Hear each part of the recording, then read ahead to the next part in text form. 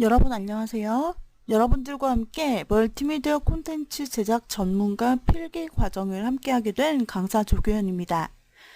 이번 시간에는 멀티미디어 콘텐츠 제작 전문가 첫 번째 시간으로서 시험을 준비하는 방법에 대해서 먼저 알아보는 시간을 갖도록 하겠습니다. 여러분들께서는 멀티미디어 콘텐츠 제작 전문가라는 이 시험이 조금 생소하실 수도 있습니다.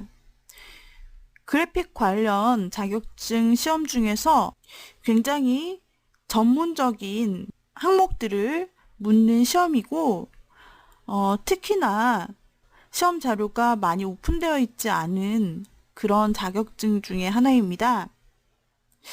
이 멀티미디어 콘텐츠 제작 전문가라는 시험은요, 2002년도에 신설이 된 국가기술 자격입니다. 여기에서는 그래픽 디자인과 뿐만 아니라 기술적 구현에 대한 전문적이고 종합적인 능력의 객관적 평가가 필요한 그런 시험이 된 것입니다. 21세기 첨단 정보의 산업에 이바지할 수 있는 인력 양성 및 배출의 필요성에 따라 제정된 시험입니다. 멀티미디어 콘텐츠 제작 전문가는 개인 및 특정 기관의 멀티미디어 콘텐츠의 기획, 설계, 제작을 하며 이러한 제작이 필요한 시스템 자원 및 사용할 소프트웨어를 평가하고 설계하고 기본적인 프로그래밍과 디자인 작업을 하는 직무를 수행합니다. 이러한 멀티미디어 콘텐츠 제작 전문가는 비교적 전문적인 자격증입니다. 그렇게 되다 보니까 응시생의 수가 그렇게 많은 편은 아닙니다. 또한 난이도가 있기 때문에 합격률 또한 다른 자격 시험에 비해서 조금 낮다고 볼 수가 있는데요. 2010년의 경우에는 필기가 2,200여 명 합격을 했고요. 실기는 또 이제 필기 합격자에 한해서 실기를 보게 되죠. 실기는 약 1,000여 명이 응시했고요. 합격률, 최종 합격률은 필기는 42%, 그리고 실기는 35%로 나타났습니다.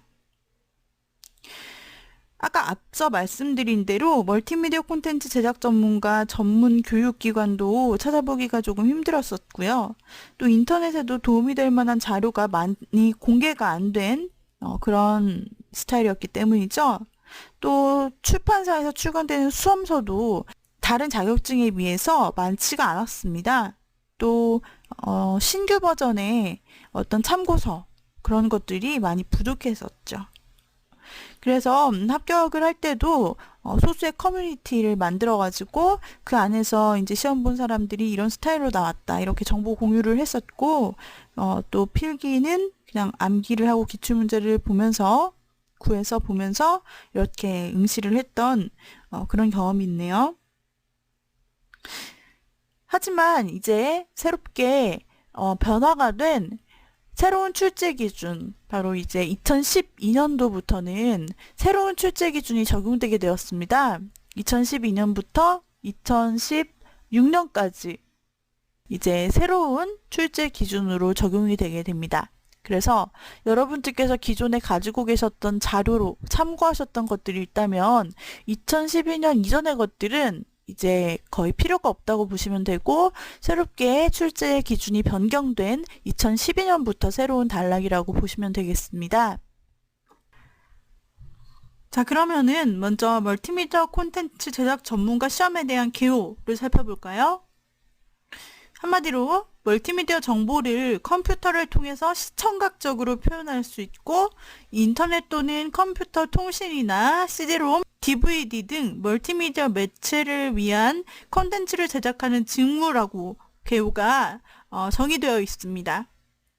그러니까 멀티미디어 정보라고 하면은 오감을 사용하게 되는 그런 정보를 말하죠. 그리고 시청각적으로 표현을 한다는 얘기는 보여지도록, 그 다음에 또 들리도록 때로는 표현해야 할 수도 있습니다. 이때 사운드에 대한 파일 관리 능력이 필요할 수도 있고요. 또 시각적인 효과로는 움직이게 되는 어떤 효과, 그러니까 즉 플래시 애니메이션 또는 이제 영상 프로그램인 프리미어를 사용한 어떤 영상적인 시청각, 이런 것들이 필요하게 될 수도 있는 것입니다. 그리고 이제 최종적으로는 CD롬이나 DVD라고 이렇게 명시가 되어 있는데요. 실제로 이제 멀티미디어 콘텐츠 필기를 합격한 다음에 실기 시험을 보실 때 이 CD롬에 기록을 해서 바로 CD롬에서 실행이 되는가 하는 이 부분을 이제 채점을 하게 됩니다. 그러므로 여기 개요 부분에 적혀 있는 항목에 따라서 우리가 이제 시험을 본다라고 생각을 하시면 되겠습니다. 네, 이와 같습니다. 그 다음에 실시 기관명, 한국산업인력공단에서 실시하는 전문가 등이고요. 그 다음에 실시기관 홈페이지, 한국산업인력공단에서는 여러 가지 자격증을 실시하고 있습니다. 그래서 대표적인 이 홈페이지가 QNet이라는 홈페이지입니다. 여기 적힌 주소대로 www.qnet.or.kr 기관이기 때문에 or.kr 한국의 기관이라는 이렇게 쓰고 있죠, 주소를. 그래서 QNet이라는 곳이 무엇이냐면은 한국산업인력공단에서 운영하는 다양한 자격증 정보를 우리가 확인할 수 있을 뿐 아니라 여기서 신청을 하고 자격증 발급을 받고 또 등록을 하고 이런 곳이라고 생각을 하시면 됩니다. 홈페이지를 들어가서 우리가 먼저 이제 등록을 하는 과정, 이런 부분들을 아는 것이 매우 중요하다고 볼 수가 있겠습니다. 다음에 시험 수수료를 보겠습니다. 이제 변경된 항목인데요.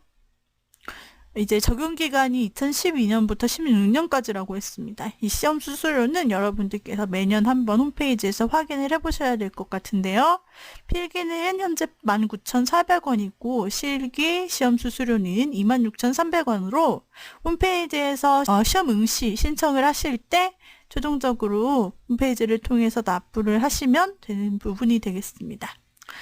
그 다음에 출제 경향입니다. 출제 경향 어떤 문제가 나오는지 멀티미디어 콘텐츠, 기획, 설계, 제작을 할 수 있는 능력의 유무, 네, 실기 부분에 관련된 것이고요. 그 다음에 시스템 지원, 운용 및 사용할 소프트웨어를 활용하여서 기본적인 프로그래밍과 디자인 작업을 수행할 수 있는지, 네, 이런 것들을 이제 보는 것이 멀티미디어 콘텐츠 제작 전문가입니다.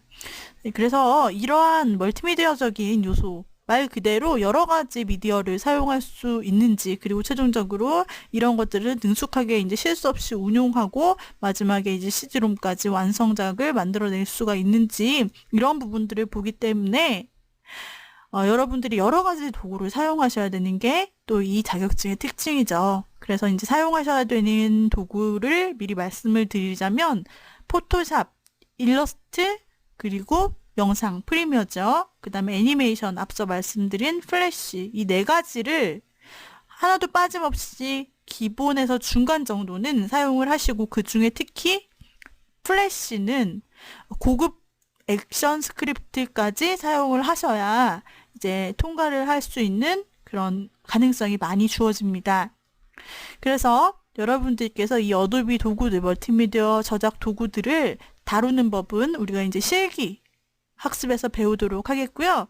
그 다음에 이제 실기만 있는 게 아니라 일단 필기를 통과해야 하기 때문에 우리가 필기, 출제 기준 이런 것들을 이제 많이 살펴봐야 하겠습니다. 자, 출제 기준을 보자면 2012년부터 새로운 출제 기준이 적용된다라고 말씀드렸어요. 이 부분도 저희가 한번 따로 보도록 하겠습니다. 큐넷 홈페이지에서 자료실에 가보시면은 이제 새로운 출제 기준이 나타날 때마다 그에 대한 가이드 파일을 첨부해 줍니다. 그래서 그것을 다운받아 여러분들이 쭉 보셔야 하고요. 제가 특별히 이제 본 강의의 예제 폴더 안에다가 변경된 출제 기준을 HWP 아래 한글 파일로 넣어놨어요. 그래서 그 부분을 통해서 여러분들이 확인해 보셔도 됩니다. 자, 취득 방법, 자격 취득 방법은요, 말씀드린 대로 한국산업인력공단이고 자격은 딱히 제한이 없습니다. 그리고 과목은 필기, 실기 두 가지로 나누어지는데요. 필기는 네 가지 챕터로 나뉩니다. 첫 번째 멀티미디어 개론, 두 번째 멀티미디어 기획 및 디자인, 세 번째 멀티미디어 저작, 그리고 네 번째 멀티미디어 제작 기술에 관한 지식들을 필기에서 다룹니다. 그 다음에 실기, 이제 필기를 통과해서 실기를 보실 때 멀티미디어 콘텐츠 제작 실무, 아까 말씀드린 대로 네 가지 툴을 활용한 그런 결과물을 만들어내는 것입니다. 그래서 검정 방법으로는 실기는 작업형이고 4시간 안에 그 주어진 결과물을 똑같이 만들어내시면 되는 것이고요. 그다음에 필기 같은 경우에는 문제수가 객관식 100문항으로 이어집니다. 그리고 주어지는 시간은 2시간 반. 여러분들이 2시간 반 동안에 100문제를 푸시는 건데요. 여기에서 합격 기준이 필기는 총 4과목이죠. 그 중에서 한 과목으로 이제 100점을 봅니다. 그러면은 100점이라고 했을 때 매 과목 40점 이상은 돼야 합니다. 그러니까 꽈락이 존재하는 거죠. 39점이 되면은 총점이 넘는다고 하더라도 탈락을 하는 겁니다. 그래서 최소한 매 과목 40점 이상은 유지하셔야 하고요. 그 다음에 전 과목의 평균이 60점 이상. 그러니까 전 과목을 합산해서 그게 이제 4로 나누죠. 4과목이니까 4로 나누었을 때 이제 총점이 60점 이상이다.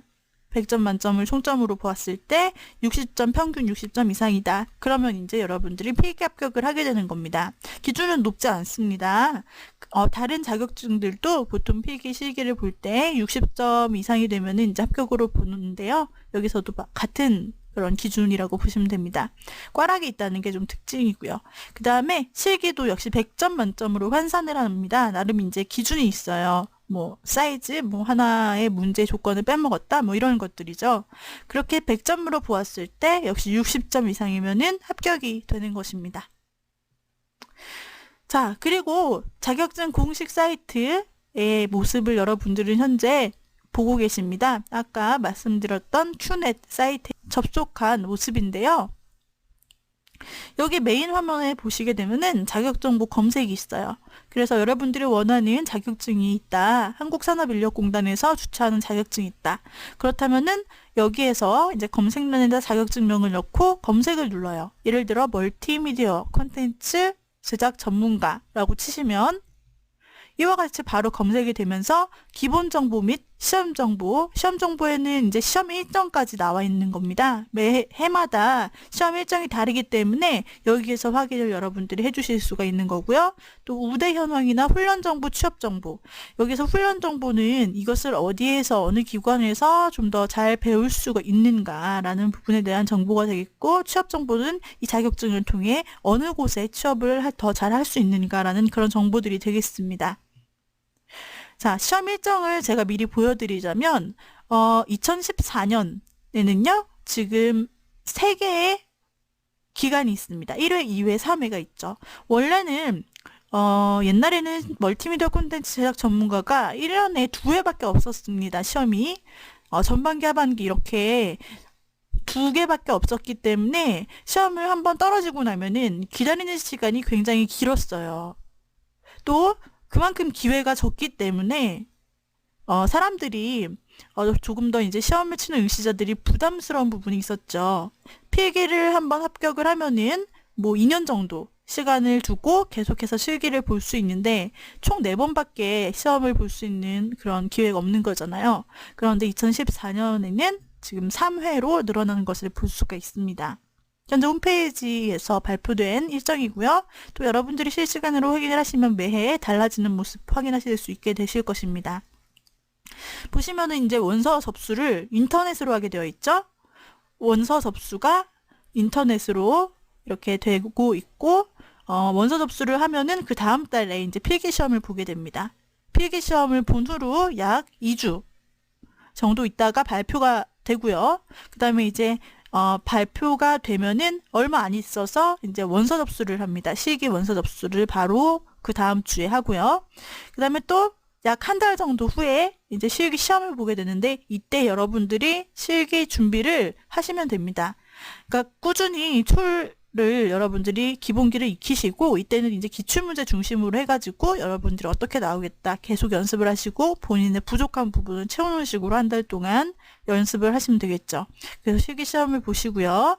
그 다음에 시험을 보신 마지막 날에서 약 한 달이 지난 후에는 최종 합격을 발표받게 됩니다. 그래서 필기를 보자면요. 원서 접수 날로부터 최종 합격 발표일까지 약 3달 정도, 3달이 조금 덜 걸리는 그러한 기간이 필요한 것을 보실 수 있습니다.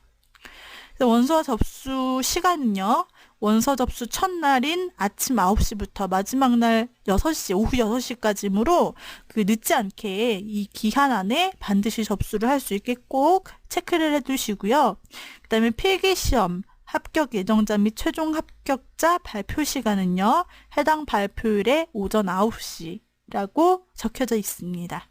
다음으로는 멀티미디어 콘텐츠 제작 전문가에 대한 질문과 답변, 많이 묻는 질문과 답변에 대해서 소개해드리겠습니다.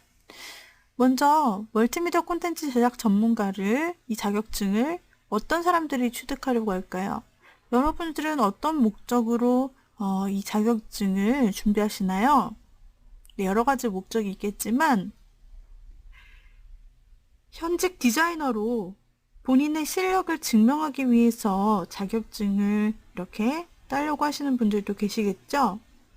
그 다음에 멀티미디어 디자이너 혹은 웹 기획자를 목표로 하는 초보자들도 있습니다. 그리고 뿐만 아니라 이 멀티미디어 콘텐츠 제작 전문가 자격증은요. 학점은행에서 학점 취득으로 많은 학점이 인정이 되기 때문에 그런 용도로도 사용이 되고요. 또 졸업 논문 대체 용도로도 사용이 되고 지방직 기술 공무원의 필수 자격증으로 인정되고 있기 때문에 굉장히 여러 가지 목적으로 사용이 되고 있습니다. 하지만 그만큼 중요한 목적으로 사용이 되기 때문에 아무나 딸 수는 없는, 쉽게 접근할 수 없는 자격증이기도 합니다. 자, 여러분들이 인터넷 접수를 하셨습니다. 그런데 그 후에 시험 일자나 장소 등을 변경할 수 있을까요? 네. 접수된 내용, 즉 종목과 장소와 일자, 그리고 응시 계열의 변경이나 수정이 불가능하고요. 새로 접수를 하시려면 접수 취소를 누르신 다음에 재접수하시면 됩니다. 큐넷 홈페이지에서 마이 페이지에서 원서 접수 관리라는 게 있는데 거기에 원서 접수 내역에서 여러분들이 작업을 하실 수 있게 되는 부분입니다.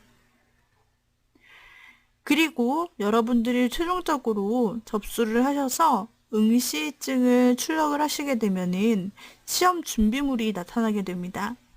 그 시험 준비물에 보시면 사인펜이라고 적혀 있는데요. 이때 어떤 사인펜을 준비해 가야 하는지 그것에 대한 질문입니다. 필기시험을 보실 때는 OMR 카드의 답안을 마킹하게 됩니다. 이때 검정색 컴퓨터용 사인펜, 그리고 일반 사인펜과 수성 사인펜 모두 가능하기는 한데요. 수성 사인펜은 얇기 때문에 마킹 시 조금 불편하고 좀 느린 부분이 있을 수 있고 또 실수할 수도 있습니다. 그래서 가급적 컴퓨터 사인펜을 추천하는 것입니다. 자, 그 다음에 만약에 여러분들께서 수험표를 출력을 했습니다. 하지만 수험표를 깜빡하고 가신 경우 또는 신분증을 안 가져가시는 경우 여러 가지가 있을 수 있는데요. 이때 어떻게 해야 될까요? 이때 굉장히 당황스러운데요. 여러분들 이때는 꼭 늦지 않고 일찍 가셔야 합니다. 여러분들이 가는 도중에 만약에 내가 수험표나 신분증을 안 챙겼다라는 것을 깨달으셨을 때는요. 일단 시험장에 일찍 도착을 하셔서 미리 감독관에게 얘기를 하셔야 하거든요. 그 과정을 걸쳐야 하는데 이게 시간이 좀 늦어지면은 곤란합니다. 시험장에서 이제 감독관이 신분증을 이제 확인을 합니다. 신분증을 다 보여달라고 하는 시간이 있어요. 그런데 이제 수험표는 확인하지 않는 경우가 있습니다. 수험표는 시험 장소와 수험 번호 등을 확인하기 위한 목적이기 때문에 수험표를 가져가지 않았더라도 시험 장소 그리고 수험 번호 이 두 가지만 여러분들이 아신다면은 상관은 없습니다. 그런데 수험번호도 없고 수험번호도 모르고 그렇다면은 시험장에 도착하셔서 가시면은 이제 본부가 있어요. 이 본부에 가셔서 수험번호 확인 요청을 하셔야 합니다. 수험번호 확인 요청. 그래서 신분증, 즉 주민등록증이나 운전면허증, 여권이나 또 학생증 이런 것들이 필요한데요. 반드시 신분증을 가져가야 되는데 혹시라도 또 신분증을 가져가지 않았더라도 어떤 절차를 거치면 되기 때문에 여러분들이 크게 걱정하시지는 않으셔도 됩니다. 하지만 여러모로 조금 번거로운 작업이기는 하죠. 그래서 시험 장소에 있는 본부 그리고 감독관님을 통해서 이러한 과정들을 여러분들이 거치셔야 되는 부분이 있습니다. 그러니까 너무 당황하지 마시고요. 시험 장소에 일찍 도착하셔서 이런 부분을 미리 해결을 해주시면 되겠습니다. 네, 이렇게 해서 이번 시간에는 우리가 간단하게 첫 시간이기 때문에 멀티미디어 콘텐츠 제작 전문가 자격증의 어떤 특징들을 좀 살펴보았고요. 또 이 시험에 대한 어떤 간단한 궁금증 해결을 해보았습니다. 우리가 다음 시간에는 이 자격증을 위해서 반드시 필요한 첫 단계, 바로 큐넷 홈페이지에 가입하고 또 접수하는 이런 부분들에 대해서 실습해 보겠고요. 또 홈페이지 자료실을 이용해서 우리가 변경된 새로운 출제 기준에 대해서 살펴보는 작업을 해보도록 하겠습니다. 오늘 시간의 강의는 이것으로 마치도록 하죠. 여러분, 다음 시간에 뵙겠습니다. 수고하셨습니다.